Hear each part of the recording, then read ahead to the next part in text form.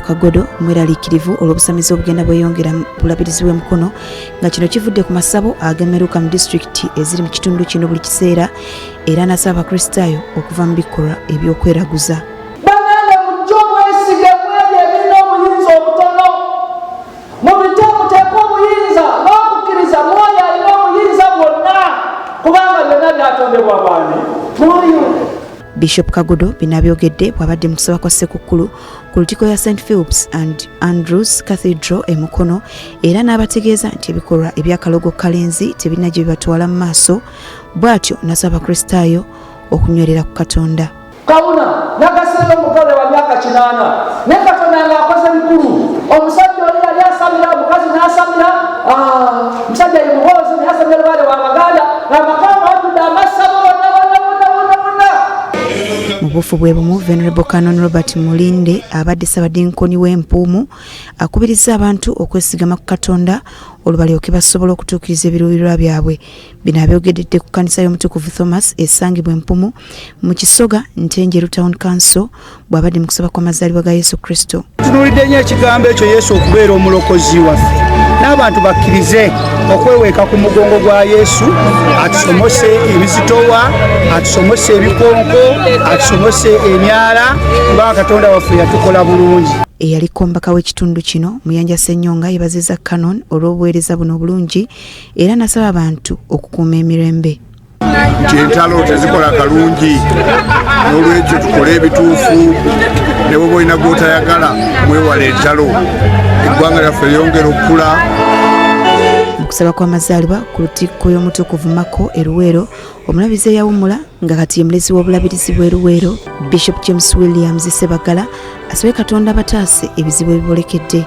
Bishop Sebagala era akalatidde abakyala okumya omuze gw'okuggyamu embuto kubanga ekikolwa kino si kya Bwakatonda. Tujjemu obusabatuko bwonna obuli mu baana, tujjemu okulya mu maka gaffe kubanga tusinga kubuusa baana. Omubaka wa Katikamu North mu Palamenti Dennis Sekabira alaze obweraliikirivu olw'embeera abantu b'ekitundu gye balimu gy'agamba nti evudde ku bwavu obuli mu kitundu ky'e Luweero. Tetulina secondary school kandi eddwaliro lyaffe lino lyamaze okufulibwa hospital.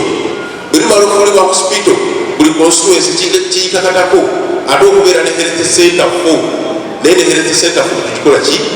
Ate ku kkanisa ya St Andrews Cathedral e Namukozi okusaba kukulembeddwamu omulabizi w'Emityana kitaffe mu Katonda Bishop Dr. James Bukomeko Ssaalongo. Dr. Bukomeko avumiridde ettemu obuluvu bw'ettaka n'obusiiwufu bw'empisa ebiri mu bantu abamu bagamba nti baba babitiibwa.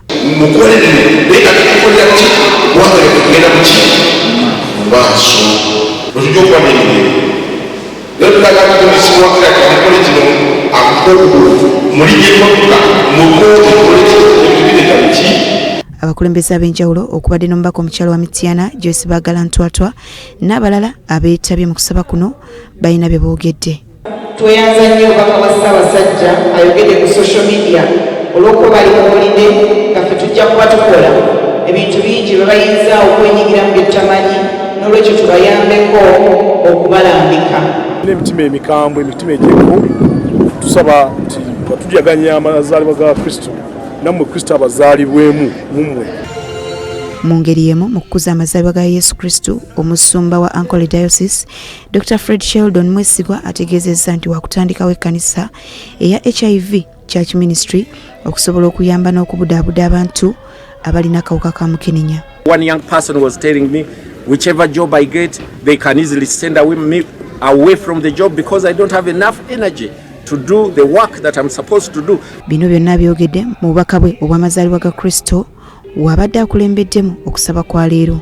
We've seen stories of people who have HIV and they are spreading it to other people. So as a church we need to get interested and give support to those who have HIV.